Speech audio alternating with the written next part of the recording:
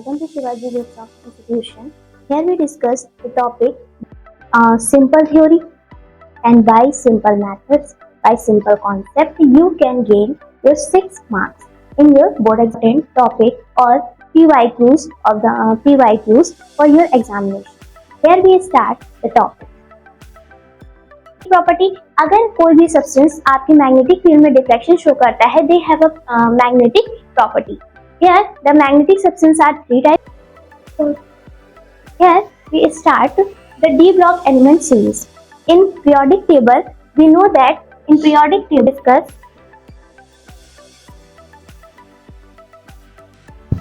here we discuss the 3 series of the d block element. First elements कहलाते हैं और final to the next है iron. अंदर से literally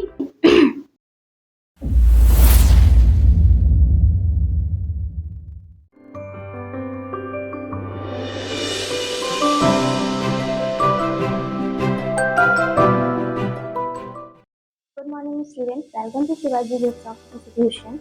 Here we discuss the topic D and F block element for your UP board examination. Just because it gives you a 6 marks in your board examination by simple theory and by simple methods, by simple concept, you can gain your 6 marks in your board examination. Now we discuss the most important topic or PYQs of the PYQs for your examination. Here we start the topic. First, what is d block element? Those elements in which the last electron is enter into anti-penultimate d orbital. आपके जो last electron होते हैं जब वो d orbital में बढ़ते हैं, that is called the d block element. Why it is called the transition metal element? इन्हीं transition metal element इसलिए कहते हैं just because it lie between the s and p block element. There are the following characteristics of the d block element. They have high melting points in those of s and p block element. And second is they are harder. ये आपके basically harder होते हैं S and P block element से. They have a high thermal and electrical conductivity. इनकी electrical और thermal conductivity comparatively high होती है just because they are harder. They form the complex ion. ये बेसिकली आपके complex ion form करते हैं और ये आपके कलर्ड सॉल्ट बनाने में भी आपकी हेल्प करते हैं. दे have a paramagnetic and catalytic property. Paramagnetic property, अगर कोई भी सब्सटेंस आपकी मैग्नेटिक फील्ड में डिफ्लेक्शन शो करता है, दे have a magnetic property. Here the magnetic substances are 3 types: paramagnetic, diamagnetic and ferromagnetic. Paramagnetic substances are those which have an unpaired electron. Diamagnetic substances are those which have no unpaired electron. If permanent magnetism is present, then particular substance is called as ferromagnetic. Next, the different transition element. Here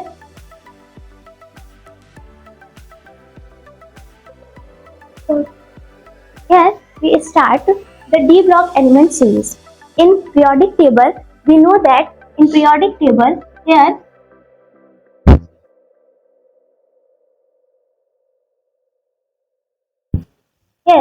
we know the periodic table from starting the 2 s group. Here s के आपके 2 group होते हैं. Then p having a 6 group. फिर आपके corner पे 6 group आपके p orbitals के होते हैं. नेक्स्ट आपके जो 10 ग्रुप्स होते हैं जो आपके क्या कहलाते हैं, d ब्लॉक एलिमेंट्स कहलाते हैं. Here s block element in between the p block element, इनके बीच में आपका d ब्लॉक लाई करता है. एंड d ब्लॉक एलिमेंट से ही कुछ 14 एलिमेंट्स हम लेकर 2 सीरीज फॉर्म करते हैं जो आपकी कौन सी कहलाती है, s block series. First series is lanthanide and second series is actinide series. Okay, here we discuss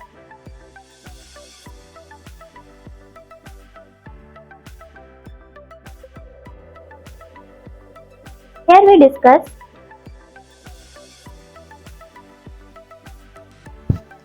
discuss the 3 series of the d block element. First series is 3d series, which is starting from scandium 21 to zinc 30. And zinc d orbital, the definition is transition element in which the outermost electron is filled into d orbital, and here the d orbital is incompletely filled.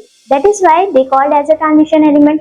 But in case of zinc के case में यहाँ पर आपके जो orbitals होते हैं वो completely field हो जाते हैं। इस वजह से ये आपकी स्यूडो ट्रांजिशन एलिमेंट्स कहलाते हैं। सेकेंड केस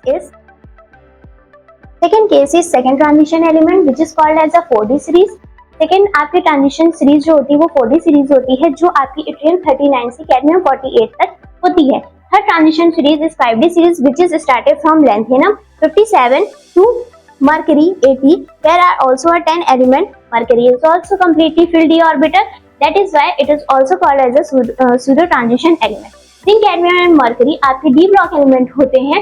इसके बावजूद इनको ट्रांजिशन एलिमेंट ना कह के हम इनको स्यूडो ट्रांजिशन एलिमेंट कहते हैं, क्योंकि इनके जो d ऑर्बिटल होते हैं, एंटी पेनल्टी में d ऑर्बिटल्स हैं, वो कंप्लीटली फील्ड होते हैं, जिस वजह से हम इनको ट्रांजिशन एलिमेंट में काउंट नहीं करते हैं। Last series is the 60 series.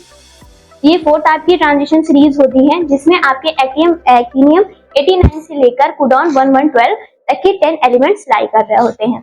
Here we discuss the electronic configuration of d orbital. आपके बेसिकली हम d ऑर्बिटल के इलेक्ट्रॉनिक कॉन्फ़िगरेशन स्टार्ट करते हैं। First is the 3D series. अगर हम 3D सीरीज में देखना चाहते हैं तो आपको पता है कि 3D सीरीज में आपके 10 एलिमेंट होते हैं। First one is scandium 21। Scandium 21 का अगर हम इलेक्ट्रॉनिक कॉन्फ़िगरेशन देखते हैं तो which is 1s2 2s2 2p6 3s2 3p6 4s2। Here we completed। और अगर आपके डी ब्लॉक एलिमेंट फर्स्ट है तो यहाँ पे आपका क्या हो जाता है 3d1 हो जाता है। इसके अलावा हमने ये पढ़ रखा है कि जो भी इलेक्ट्रॉनिक कॉन्फ़िगरेशन आपके 18 इलेक्ट्रॉन्स के होते हैं, उनकी जगह हम उनके पास की जो इनर्ट गैस है दैट इज आर्गन 18 उसको लिख सकते हैं, और उसके बाद के जो भी ऑर्बिटल आपने फिल किए हैं आप उनको लिख सकते हैं। That is your electronic configuration. As similarly हम इसको फॉलो करके अपने आगे के एलिमेंट्स के इलेक्ट्रॉनिक कॉन्फ़िगरेशन लिख सकते हैं। First is titanium 22। टाइटेनियम 22 के केस में ये आर्गन 18 हो गया। आर्गन 18 आपके 18 इलेक्ट्रॉन कंप्लीट हो जाते हैं।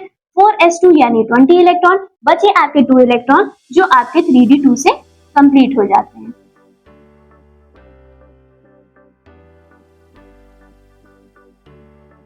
Next one is vanadium 23। Vanadium 23 के केस में यहाँ पे फिर से हम आर्गन लिखेंगे 18। इसी तरीके से ये आपको क्या हो जाएगा 4s2 3d3 हो जाएगा। Next one is chromium 24। Chromium 24 के केस में आप यही करेंगे कि ठीक है हमें यहाँ पे 4s2 और 3d4 करना चाहिए था, बट यहाँ के केस में क्या होता है आपके 4s2 3d4 ना होकर यहाँ पे 4s1 एंड 3d5 हो जाता है। Why? क्योंकि ये जो d ऑर्बिटल होते हैं ये आपके हाफ फील्ड d ऑर्बिटल होते हैं। हाफ फील्ड d ऑर्बिटल आपके जनरली स्टेबलाइजेशन में आ जाते हैं, और जो ऑर्बिटल आपके स्टेबल बन जाते हैं, जिस वजह से ये अपने 4s के इलेक्ट्रॉन को अपने d ऑर्बिटल में ले लेता है। ऐसा क्यों होता है? क्योंकि इनके ये जो 5 के 5 इलेक्ट्रॉन होते हैं ये आपके सेम स्पिन में आ जाते हैं, जिसकी वजह से इनकी स्पिन मल्टीप्लिसिटी क्या होती है बढ़ जाती है, और ऑर्बिटल की स्टेबिलिटी भी आपकी क्या हो जाती है इंक्रीज हो जाती है। Then we comes to the manganese which have a atomic number is 25। अगर 25 है, सिमिलरली हम उसको 18 आर्गन 4s2 एंड 3d5 लिख सकते हैं। Next we come to the other one. आपके सबसे पहले नंबर पे आता है नाउ द आयरन 26। आयरन 26 के केस में हम लिखेंगे argon 18 4s2 3d6। Next one is cobalt 27। Again 18 argon 4s2 3d7। Next one is nickel 28।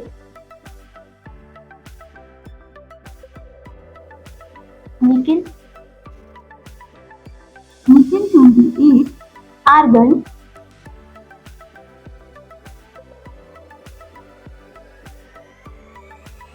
18 4s2 3d8।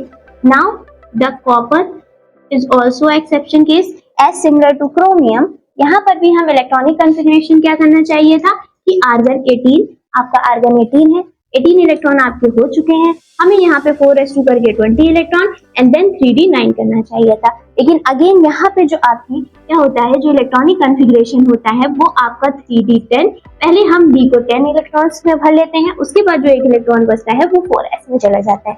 Just because ये जो आपके d10 बनकर आता है, इसमें सारे के सारे आपके क्या होते हैं, पेयर्ड इलेक्ट्रॉन हो जाते हैं। अगेन यहाँ की स्टेबिलिटी क्या हो जाती है, इंक्रीज हो जाती है, जिस वजह से इनका जो इलेक्ट्रॉनिक कॉन्फ़िगरेशन होता है वो आपका 4s1 3d10 हो जाता है। Again the last one is zinc 30। Zinc 30 का अगर हम इलेक्ट्रॉनिक कॉन्फ़िगरेशन देखते हैं तो ये 18 आर्गन 4s2 3d10 हो जाता है। और इलेक्ट्रॉनिक इनके सारे इलेक्ट्रॉन फुलफिल होने की वजह से इनको क्या बोलते हैं, स्यूडो ट्रांजिशन एलिमेंट बोलते हैं। रीजन सिंपल सा रीजन है, अगर आप इनसे 2 इलेक्ट्रॉन यानी अगर आप इनसे इलेक्ट्रॉन रिमूव करते हैं तो 4s2 हो जाएगा, तब भी आपके d ऑर्बिटल क्या होते हैं, कंप्लीटली फिल्ड होते हैं। यानी ये अपनी नॉन एक्साइटेड स्टेट और अपनी जो एक्साइटेड स्टेट है, दोनों के ही केस में आपके d ऑर्बिटल फुलफिल होने की वजह से आप इनको ट्रांजिशन एलिमेंट ना कह के स्यूडो ट्रांजिशन एलिमेंट कहते हैं। Next we come to the general properties of Next we can come into the general properties of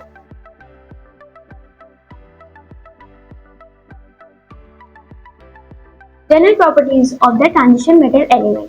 Firstly, we know that the atomic and ionic radius, जैसे ही आप left to right जाते हैं किसी भी periodic table में, तो left to right जाने पर आपकी जो एटॉमिक या आयनिक रेडियस होती है वो धीरे धीरे क्या होती है, डिक्रीज हो जाती है। और जैसे ही अगर हम ट्रांजिशन मेटल एलिमेंट की बात करते हैं तो जैसे ही आप लेफ्ट टू राइट जाते हैं आपका न्यूक्लियर फोर्स क्या होता है, बढ़ जाता है। क्यों? क्योंकि वहां पे पुअर शील्डिंग हो जाती है। पुअर शील्डिंग क्यों? जितने भी आपके डी ब्लॉक एलिमेंट या एफ ब्लॉक एलिमेंट होते हैं ये शील्डिंग कम देते हैं। शील्डिंग क्या होती है? शील्डिंग सिंपल सा होता है कि न्यूक्लियर अपने आउटर मोस्ट इलेक्ट्रॉन पर अपना एक फोर्स अप्लाई करता है जिस वजह से वो इलेक्ट्रॉन को अपने पास रख सके। बट जैसे जैसे साइज बड़ा होता जाता है, बीच के जो इलेक्ट्रॉन होते हैं वो इलेक्ट्रॉन एक शील्ड बना देते हैं इलेक्ट्रॉन रिपल्शन की, और आउटर मोस्ट इलेक्ट्रॉन पे न्यूक्लियर की वो पावर जाने नहीं देते हैं, यानी इफेक्टिव न्यूक्लियर चार्ज को धीरे धीरे कम कर देते हैं। लेकिन डी ब्लॉक एलिमेंट के केस में यहाँ पे जो शील्डिंग इफेक्ट है वो कम हो जाता है। शील्डिंग इफेक्ट कम होने की वजह से फर्स्टली ये डिक्रीज होते हैं। स्टार्टिंग अगर हम कहें कि ये स्कैंडियम से लेकर स्कैंडियम से हमें जाना है जिंक तक, तो पहले तो ये धीरे धीरे आपके वही फॉलो करेंगे कि इनको डिक्रीज होना है और एक टाइम बाद ये क्या हो जाते हैं, कांस्टेंट हो जाते हैं। अगर सिमिलरली हम कहें कि टॉप टू बॉटम जाने पर आपको पता है कि जो आयनिक रेडियस होती है वो 3d सीरीज की कम होती है, 4d सीरीज से होनी चाहिए और 4d की 5d से कम होनी चाहिए। बट इन एक्चुअल इनके साथ ऐसा ना होकर एक केस आता है कि 3d ट्रांजिशन एलिमेंट की तो रेडियाई कम होगी लेकिन 4d और 5d की लगभग बराबर हो जाती है। यहाँ पे एक मेथड लग जाता है, रीजन होता है यहाँ पे एक लेंथेनाइट कॉन्ट्रैक्शन रीजन आ जाता है। और ये जो आपके एटॉमिक रेडियस है टॉप टू बॉटम जाने पर बढ़नी चाहिए, लेकिन यहाँ पे क्या होता है, बढ़ती तो है लेकिन 4d और 5d सीरीज की लगभग इक्विवेलेंट हो जाती है। नेक्स्ट हम आ जाते हैं एटमाइजेशन एंथैल्पी। ट्रांजिशन एलिमेंट की बेसिकली जो एटमाइजेशन एंथैल्पी होती है वो आपकी हाई होती है। रीजन होता है इनके पास नंबर ऑफ अनपेयर्ड इलेक्ट्रॉन ज्यादा होते हैं। अगर किसी के पास नंबर ऑफ अनपेयर्ड इलेक्ट्रॉन ज्यादा है तो वो एटमाइजेशन करने की जो प्रॉपर्टी होती है उसको ज्यादा शो करते हैं। एटमाइजेशन होने की प्रॉपर्टी ज्यादा होने की वजह से इनकी एटमाइजेशन एंथैल्पी क्या होती है, बढ़ जाती है। Next we come to the oxidation state. Oxidation state की अगर हम बात करते हैं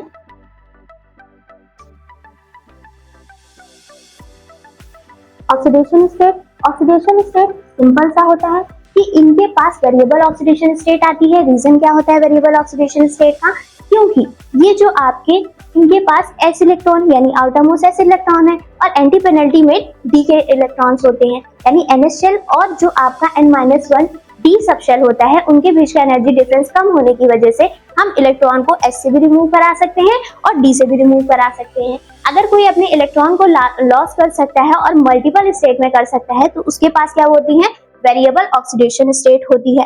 ट्रांजिशन एलिमेंट जितने भी होते हैं वो अगर आयनिक कंपाउंड किसी के साथ फॉर्म कर रहे हैं, ठीक है, फॉर एग्जांपल आपके आयरन के ही केस देख लेते हैं हम। आयरन का आपको पता होगा, आयरन का आपको क्या पता है, आयरन ऑक्साइड आपको पता है, ठीक है। जितने भी आयरन सल्फाइड आपको पता है कि इसकी वैलेंसी कितनी होती है -2, जिसकी वजह से इसको क्या आ जाएगा +2। ऑक्सीडेशन स्टेट सल्फर की -2 तो आयरन की क्या आ जाती है +2 आ जाती है।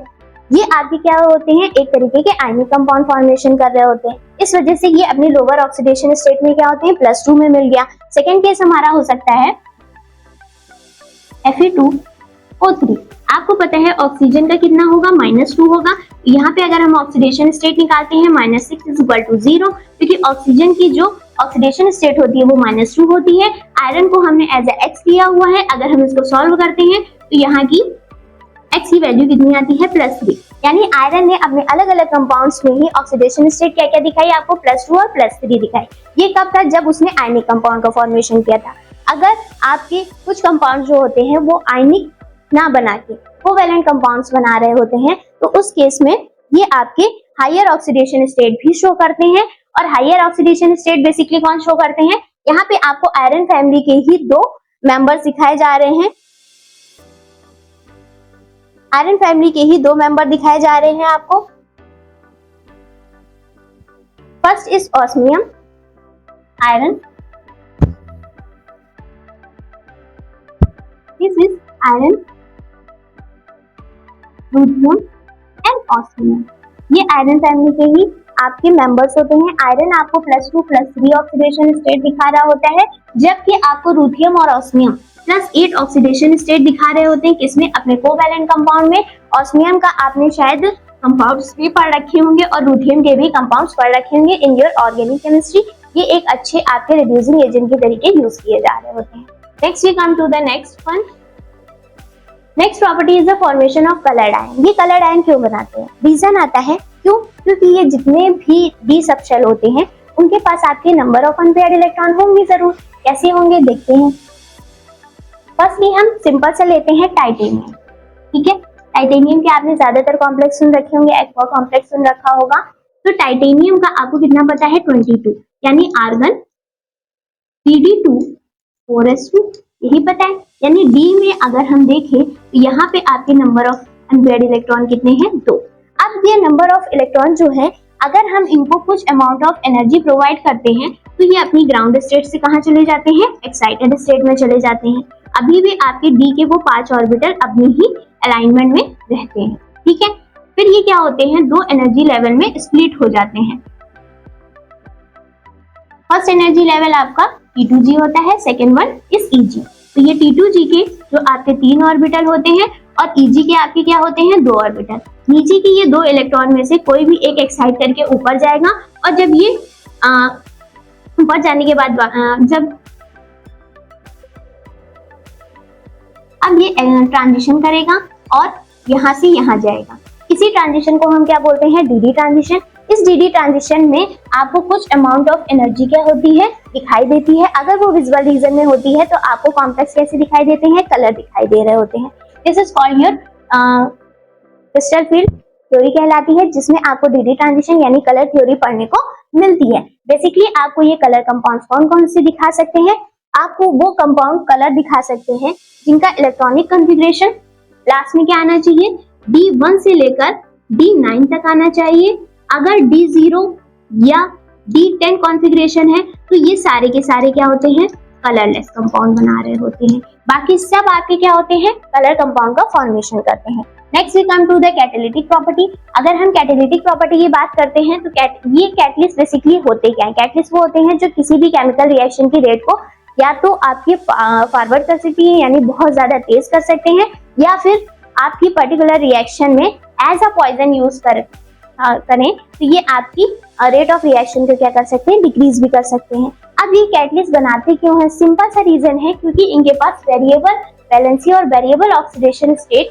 पाई जाती है। अगर किसी के पास वेरिएबल वैलेंसी है, फॉर एग्जांपल अगर हम किसी से आपसे कह रहे हैं कि वेनोडियम के पास आपके +2 भी है और इसके पास +5 भी है, यानी ये या तो आपके 2 इलेक्ट्रॉन का लॉस कर सकता है या +5 का कर सकता है। अगर ये ऐसा कर रहा है तो ये किसी भी रिएक्शन में जाके खुद तो पार्टिसिपेशन करेगा नहीं, लेकिन उस रिएक्शन की रेट को क्या कर देते हैं, फॉरवर्ड कर देते हैं। यहीं पे हमने कैटलिस्ट बेसिकली ये क्यों बना पा रहे होते हैं, क्योंकि इनके पास वेरिएबल वैलेंसी बनाने की टेंडेंसी होती है। बेसिकली ये कोऑर्डिनेशन कंपाउंड बनाने में भी काम कर रहे होते हैं। एग्जांपल में अगर हम देखें तो वेनोडियम पेंटाऑक्साइड आपकी एक कैटलिस्ट होता है जो कांटेक्ट प्रोसेस, यानी अगर आप सल्फ्यूरिक एसिड का फॉर्मेशन करना चाहते हैं बाय द कांटेक्ट प्रोसेस तो वहां यूज होता है। सेकंड वन आपका कौन सा होता है? सेकंड वन आपकी आ जाती है आयरन। आपको पता है कि जब भी आप अमोनिया का फॉर्मेशन करना चाहते हैं, बेसिकली हमको पता है कि जब भी हाइड्रोजन नाइट्रोजन 1:3 में रिएक्शन करती हैं तो ये आपको क्या बना रही होती है? अमोनिया बनाती है। पहले के टाइम में जब ये रिएक्शन कराई जाती थी तो टाइम लगता था, फिर क्या किया गया, आयरन को पाउडर फॉर्म में लेने लगे और जैसे ही हम आयरन को पाउडर फॉर्म में लेके इस रिएक्शन को कराने लगे तो ये इसकी रेट क्या हो गई? बढ़ गई। तो वहां पे आयरन एज ए कैटलिस्ट काम कर रहा होता है।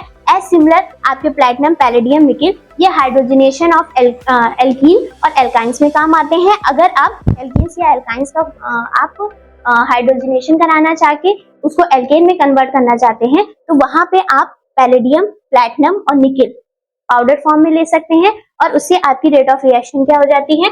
बढ़ जाती है। Next we come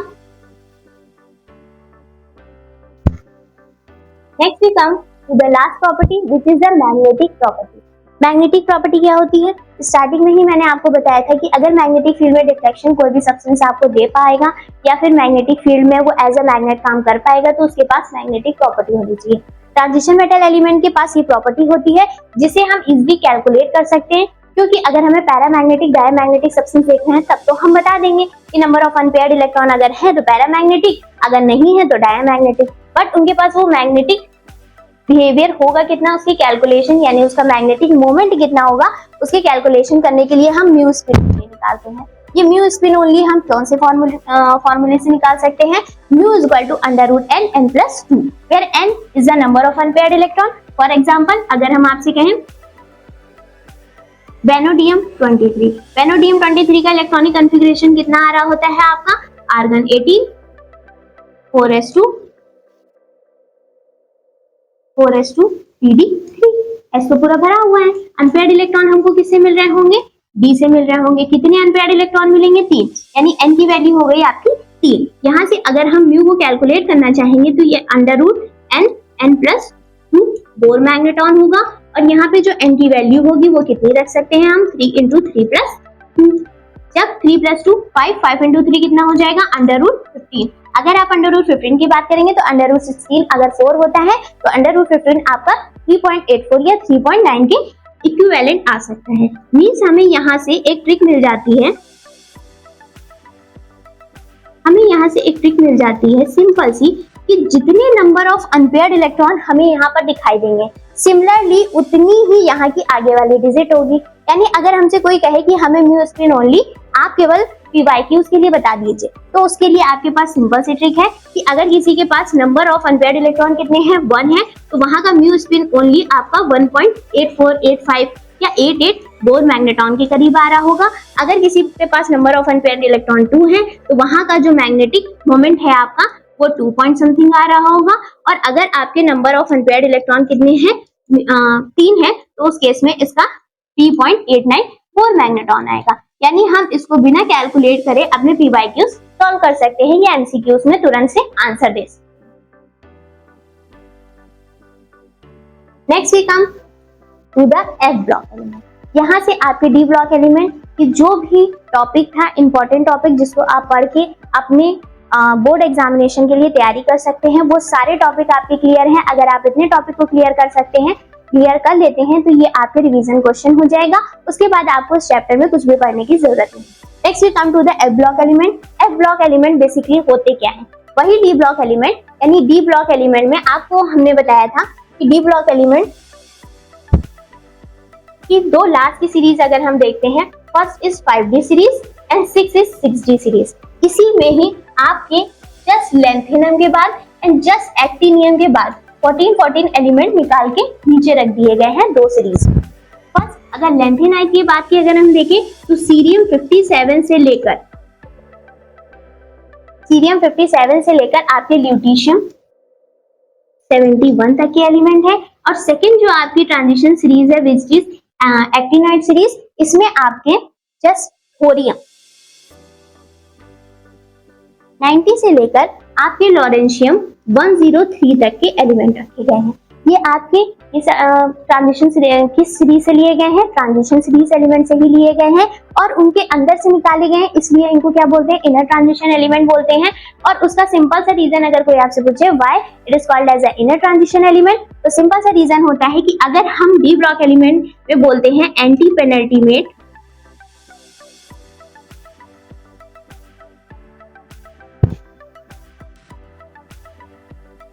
anti penultimate D subset, similarly हम अगर इन्हीं के अंदर से ले रहे हैं तो हम इनको क्या बोल देंगे कि यहाँ से जो भी इलेक्ट्रॉन आउटरमोस्ट इलेक्ट्रॉन है वो inner anti penultimate F subshell से फिलिंग स्टार्ट कर देते हैं, जिस वजह से हम इनको क्या बोलते हैं, इनर ट्रांजिशन एलिमेंट बोलते हैं। इनमें आपकी दो सीरीज होती है, first series is lanthanide series and second one is actinide series. Lanthanide series में आपके जो भी एलिमेंट होते हैं वो कहाँ से स्टार्ट होते हैं, सीरियम 57, यानी यहाँ पे आपका क्या होगा, सीरियम 57 से ल्यूटीशियम 71 तक आपके होते हैं। और नेक्स्ट आपकी ये ज्यादातर आपके हाईली एक्टिव एलिमेंट्स कहलाते हैं, इनको रेयर अर्थ एलिमेंट भी बोलते हैं। बेसिकली ये बहुत ही कम आपको फ्री स्टेट में मिल पाते हैं, जिस वजह से हम इनको रेयर अर्थ एलिमेंट बोलते हैं। लास्ट वन इज एक्टिनाइट्स होते हैं। ये एक्टिनाइट्स आपके थोरियम से लेकर लॉरेंशियम तक होते हैं। बेसिकली जैसे ही आप यूरेनियम से स्टार्टिंग करते हैं तो ये आपके सारे के सारे after uranium transuranium elements कहला रहे होते हैं, और साथ ही साथ ये सारे के सारे कैसे होते हैं, रेडियो एक्टिव सब्सटेंस होते हैं। तो बेसिकली ये रेडियो एक्टिव एलिमेंट्स होते हैं। अगर हम इनकी सीरीज की बात कर रहे होते हैं तो पहले इनकी प्रॉपर्टीज के बारे में जानते हैं। अगर हमें सेपरेट करना पड़े कि कौन कौन से ये आपके एलिमेंट्स हैं लेंथेनाइट और एक्टिनाइट का, अगर हमें ये देखना पड़ रहा है कि लेंथेनाइट और एक्टिनाइट में डिफरेंशिएट करना पड़ जाए, इसका क्या होता है, तो इलेक्ट्रॉनिक कॉन्फ़िगरेशन से स्टार्ट करते हैं। लेंथेनाइट का जो इलेक्ट्रॉनिक कॉन्फ़िगरेशन होता है, आपको पता है कि यहाँ पे हमने स्टार्टिंग किससे करी है, 58 से करी है। यानी लेंथेनाइट का अगर आपका 50, यहाँ पे अगर सीरियम का,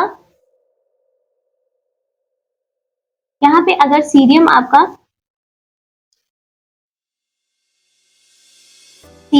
58 से 71 तक है, तो नेक्स्ट 57 के पास आपकी कौन सी इनर्ट गैस आ रही होती है, 57 के पास आपकी इनर्ट गैस आती है ज़ेनन। ज़ेनन का इलेक्ट्रॉनिक कॉन्फ़िगरेशन कितना आ रहा होता है आपका 54, यानी फर्स्टली हम इसके पास ज़ेनॉन रख सकते हैं। सेकंड आपको क्या क्या रखना होता है, 4f आता है, 5d आता है, 5d और 6, ठीक है। ये आपका ऑर्बिटल है, सिंपल आउटरमोस्ट ऑर्बिटल। उसके जस्ट अंदर आपके कौन से आए, anti penultimate D orbital D subshell, और उसके जस्ट अंदर कौन से आते हैं, इनर एंटी पेनल्टीमेट अब सबशेल।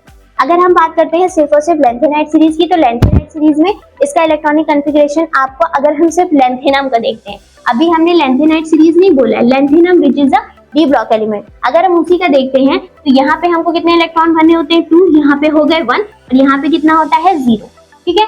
अगर हम जैसे ही चाहते हैं कि ठीक है लेंथेनम के जस्ट बाद जो हमारी लेंथेनाइट सीरीज का पहला ही है सीरियम, उस सीरियम के केस में यहाँ पे इलेक्ट्रॉन का कॉन्फ़िगरेशन कितना हो जाना चाहिए, तो यहाँ का इलेक्ट्रॉनिक कॉन्फ़िगरेशन जो है वो 5d1 4f1 हो जाना चाहिए। ये आपके सीरियम का इलेक्ट्रॉनिक कॉन्फ़िगरेशन स्टार्ट हो जाएगा। मींस अगर कोई हमसे कहे कि इसका जनरल इलेक्ट्रॉनिक कॉन्फ़िगरेशन लिख दीजिए, तो इनका जनरल इलेक्ट्रॉनिक कॉन्फ़िगरेशन किस तरीके से होगा, यहाँ पे हम लिखेंगे ज़ेनॉन, ज़ेनॉन कितना है आपका 54 है, फिर लिखेंगे 4f, जस्ट उसके बाद 5d, इसके जस्ट बाद 6s, ठीक है।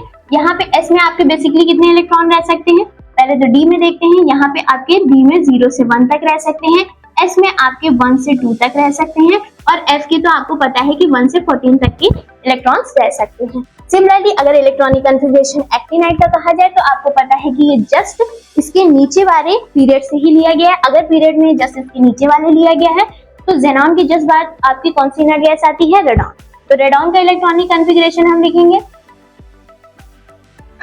ये आपका कितना हो जाता है बेटा, 86 हो जाता है। अगर हम 86 की बात करें तो यहाँ पे अब 55 आ जाएगा, 55 के जस्ट बाद आपका 6d आ जाएगा, और 6d के जस्ट बाद आपका आ जाएगा 7s। फिर इनका इलेक्ट्रॉनिक कॉन्फ़िगरेशन 1 to 14 हो जाएगा, इनका 0 से 1 हो जाएगा, इनका आपका 1 to 2 हो जाएगा। जनरल इलेक्ट्रॉनिक कॉन्फ़िगरेशन को हमने डिस्कस कर लिया। अब बात होती है ऑक्सीडेशन स्टेट की, तो इनकी जनरल ऑक्सीडेशन स्टेट आपकी क्या हो सकती है, +3 हो सकती है। जबकि एक्टिनाइड सीरीज में भी +3। लेकिन ये जनरल ऑक्सीडेशन स्टेट है, यानी इनके आउटर मोस्ट से आपको 3 इलेक्ट्रॉन तो हर हाल में मिलने वो मिलेंगे कहाँ से? अभी मैंने आपको दिखाया है कि लास्ट में कितना आ रहा था, 6d1 और 7s2 आ रहा था। मतलब ये 3 इलेक्ट्रॉन तो हम कभी भी रिमूव करा के +3 ऑक्सीडेशन स्टेट ले सकते हैं। और सिमिलरली यही आपको लैंथेनाइड सीरीज में भी मिल रहा था, 5d1 और 6s2, यानी +3 इलेक्ट्रॉन +3 ऑक्सीडेशन स्टेट तो जनरलाइज्ड वे में दोनों ही शो कर। लेकिन अब इनके पास F, जो आपके इनकम्प्लीट फील्ड F इलेक्ट्रॉन्स हैं, आपको पता है यहाँ पर भी सेम यही रीजन होगा कि आपके 4f 5d और 5f 6d के बीच का जो एनर्जी डिफरेंस है वो आपका बहुत ही कम होने की वजह से यहाँ से आप आसानी से इलेक्ट्रॉन रिमूव करा सकते हैं। मींस हम S से, D से और F से तीनों से इलेक्ट्रॉन ले सकते हैं। और जब तीनों से ही ले सकते हैं तो यहाँ पे आपको वेरिएबल ऑक्सीडेशन स्टेट शो होने लगती है। यानी इनके केस में अगर हम तुमसे बोले कि कौन कौन सी ऑक्सीडेशन स्टेट हो सकती है, तो +3 तो है ही है, +2 भी हो सकती है, +4 भी हो सकती है। मीन्स आप S से भी निकाल सकते हैं, सिर्फ D और F को मिलाकर भी निकाल सकते हैं। अगर हम सीरियम की बात करें तो हमने इसका इलेक्ट्रॉनिक कॉन्फ़िगरेशन अभी देख रखा है। क्या होता है बेटा, यहाँ पे आपका 5f1 आ जाता है, आपका 5d1 होता है और 6h2 होता है। हम चाहे तो ये 2 इलेक्ट्रॉन निकाल के +2 भी कर सकते हैं और ये चारों के चारों इलेक्ट्रॉन रिमूव करके +4 ऑक्सीडेशन स्टेट भी क्या कर सकते हैं, शो कर सकते हैं। नेक्स्ट हम आ जाते हैं हमारे एक्टिनाइड्स में। एक्टिनाइड्स के केस में क्या होता है, मोस्ट कॉमन ऑक्सीडेशन स्टेट मैंने एक्सप्लेन कर दिया, +3 क्यों होती है। सेकंड होती है अदर ऑक्सीडेशन स्टेट, इनके +4, +5 और +6 भी हो सकती है। सिमिलरली जैसे हमने सीरियम का बताया है, हम इसका आगे वाले थोरियम का भी एक्सप्लेन कर सकते हैं। वहां पर भी आपकी +4, थोरियम के जस्ट बाद जो एलिमेंट आता है वो आपको +5 देगा, फिर +6 दे देगा। नेक्स्ट हम आ जाते हैं एटॉमिक और आयनिक साइज। ये इसका मोस्ट इंपॉर्टेंट टॉपिक होता है कि यहाँ पे क्या होता है, साइज ऑफ एटम और आयन जैसे जैसे पीरियड में अक्रॉस द पीरियड डिक्रीज होते हैं। अगर हम ग्रुप की बात करते हैं, साइज ऑफ लैंथेनाइड एलिमेंट ये आपके एक्टिनाइड एलिमेंट से हमेशा क्या होता है, कम होता है। हमको पता होना चाहिए कि टॉप टू बॉटम आप जाते हैं तो इनकी आयनिक और एटॉमिक रेडियाई जो होती है वो आपकी क्या होती है, बेसिकली बढ़ती है, जिस वजह से लैंथेनाइड का साइज छोटा हो गया एक्टिनाइड से। एक्टिनाइड आपके लार्जर साइज के हो जाते हैं। लेकिन अगर हम पूरी सीरीज में लेफ्ट टू राइट जाते हैं तो लेफ्ट टू राइट जाने पर इनका साइज धीरे धीरे करके क्या होता है, डिक्रीज होता है। इसकी वजह होती है लैंथेनाइड कॉन्ट्रैक्शन, जिसको हम फर्दर आपके साथ डिस्कस करेंगे। अब आ जाती है केमिकल रिएक्टिविटी। केमिकल रिएक्टिविटी क्या होती है, जो आपके लैंथेनाइड्स होते हैं यानी सीरियम से लेकर ल्यूटिशियम तक के जितने भी एलिमेंट हैं वो आपके कॉम्प्लेक्स फॉर्मेशन करने में बहुत ही कम इन्वॉल्व होते हैं। इनमें प्रोमीथियम को छोड़ के बाकी के सारे क्या है, नॉन रेडियो एक्टिव होते हैं। ये आपके ऑक्सोकेटाइन बनाने में कोई भी इंटरेस्ट नहीं दिखाते हैं और ऑक्साइड और हाइड्रोक्साइड इनके क्या होते हैं, लेस बेसिक होते हैं। ये क्यों होते हैं, एक बात बताइए, अगर हम लैंथेनाइड सीरियम से ल्यूटिशियम तक जाने पर